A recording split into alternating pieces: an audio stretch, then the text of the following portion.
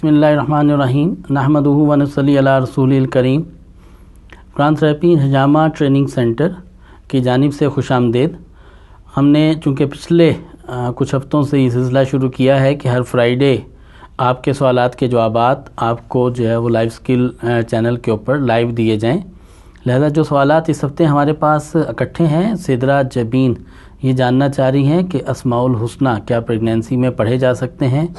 جی، pregnancy میں اسماء الحسنی پڑھے جا سکتے ہیں۔ اس کی ترتیب یہ ہے کہ اول آخر 11 مرتبہ درود شریف پڑھیں، تمام اسماء الحسنی ایک مرتبہ تلاوت کریں اور اس کے بعد جو اسماء الحسنی نام کی مناسبت سے ہیں ان کو پڑھا جائے، تو اس سے کنٹینیو رکھ سکتے ہیں اور تھرو ہول پریگنینسی کنٹینیو رکھ سکتے ہیں۔ اسماء فیضان جاننا چاہتی ہیں کہ پریگنینسی کے اندر حفاظت کے لیے کس سورہ مبارکہ کی تلاوت کی جائے؟ پریگنینسی میں حفاظت کے لیے سورہ یاسین 3 مرتبہ تلاوت کریں اور دعا مانگیں، اور اسے تھرو ہول پریگنینسی جو ہے وہ کنٹینیو رکھ سکتے ہیں۔ اسی طرح نونی خان جاننا چاہتے ہیں فیٹل گروتھ کے لیے۔ فیٹل گروتھ کو کنٹینیو رکھنے کے لیے ان کا کہنا یہ ہے کہ 2 منتھس تک فیٹل گروتھ ہوتی ہے، اس کے بعد فیٹل گروتھ رک جاتی ہے۔ فیٹل گروتھ کی کنٹینیوٹی کے لیے سورہ یاسین 3 مرتبہ تلاوت کی جائے، دم کر کے پانی پیا جائے اور اسے 41 دن تک کنٹینیو کیا جائے۔ 41 دن کے بعد پھر دوبارہ جو ہے وہ بتائیے۔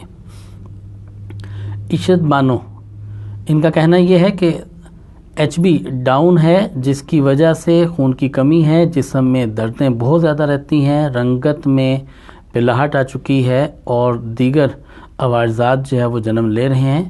HB کو مینٹین کرنے کے لیے سورہ طٰہٰ 1 مرتبہ تلاوت کریں، سبز پتوں والی سبزیاں ان کا استعمال زیادہ کریں اور انار اور گاجر کے جوس کا استعمال کریں، اس سے انشاءاللہ العزیز فائدہ ہوگا۔ عمر وقار یہ جاننا چاہ رہے ہیں شادی میں رکاوٹ کے لیے کیا سورہ مبارکہ پڑھنی چاہیے؟ شادی میں رکاوٹ کے لیے سورہ ضحیٰ فجر کے بعد 11 مرتبہ تلاوت کریں اور سورہ جمعہ کی نماز کے بعد 1 مرتبہ تلاوت کریں، اسے 41 دن تک کنٹینیو کریں۔ اول آخر 3 دفعہ درود شریف پڑھیں گے اور دعا مانگیں گے، انشاءاللہ العزیز اللہ پاک اپنے فضل سے غیب سے کوئی بندوبست فرمائیں گے۔ جی، ان کا دوسرا کوسچن یہ ہے کہ چہرے پر دانے بہت زیادہ نکلتے ہیں، اس کے لیے طب نبوی اور جو ہے وہ قرآن سے علاج کے لیے سورہ نور 1 مرتبہ تلاوت کریں، دم کر کے پانی پی لیں، سجدہ لمبا کیا جائے، 10 دانے عناب روزانہ رات پانی میں بھگو کے رکھیں اور صبح 1 کپ پانی ابال کر پی لیا جائے، اس سے چہرے کے دانے ٹھیک ہو جائیں گے اور رنگت بھی بہتر ہونے لگے گی۔ علی جاننا چاہتے ہیں مقد کے ناسور کے لیے علی جاننا چاہتے ہیں، اس کے لیے طب نبوی سے علاج نوٹ کر لیجئے۔ انجیر 3 دانے روزانہ رات دودھ میں ابال لیں اور صبح خالی پیٹ اس کو پی لیا جائے اور انجیر کو کھا لیا جائے۔ رات کو ابال کر رات ہی دودھ بھی پیا جا سکتا ہے اور انجیر بھی کھائی جا سکتی ہے۔ اس کے ساتھ ساتھ سورہ رعد 1 مرتبہ تلاوت کریں، دم کر کے پانی پی لیں اور اسے 13 دن تک کنٹینیو کریں، اس کے بعد یہ اپنی کنڈیشن دوبارہ بتائیں۔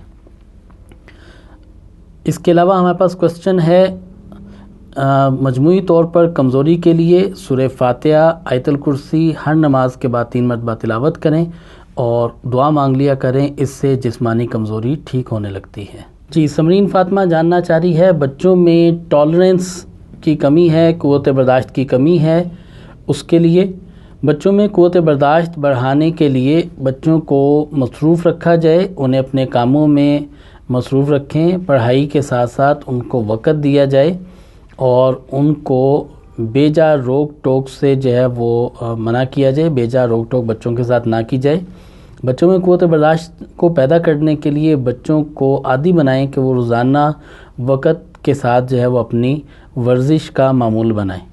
سورہ اخلاص 200 مرتبہ روزانہ تلاوت کی جائے، دم کر کے پانی پلایا جائے، اس سے ٹالرنس جو ہے بچوں میں ڈیولپ ہوتی ہے۔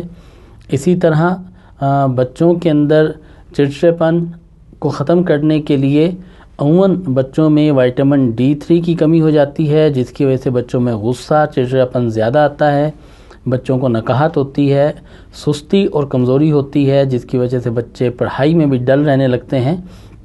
وائٹامن D3 کا ٹیسٹ کروایا جائے اور بچوں کی غذا میں زیتون، اولیو کو شامل کیا جائے۔ اس سے بچوں کے مزاج میں بہت مثبت تبدیلی آنے لگتی ہے اور بچے اپنی پڑھائی میں بہتر ہونے لگتے ہیں۔ جی، موٹاپا کے لیے پوچھا گیا ہے، موٹاپا کے علاج کے لیے سورہ رعد 1 مرتبہ تلاوت کریں، دم کر کے پانی پئیں اور اسے 13 دن تک کنٹینیو کریں، اور بادی اشیاء سے اور ایسی غذائیں جو جلدی ہضم نہیں ہوتی ان سے پرہیز کیا جائے، اور فائبر والی ریشے دار غذاؤں کا استعمال بڑھایا جائے۔ میٹھا اور کولا ڈرنکس جو ہے یہ استعمال نہ کریں، اور اس کے بدلے تازہ جوس استعمال کیے جائیں، ان کو اپنا معمول بنایا جائے۔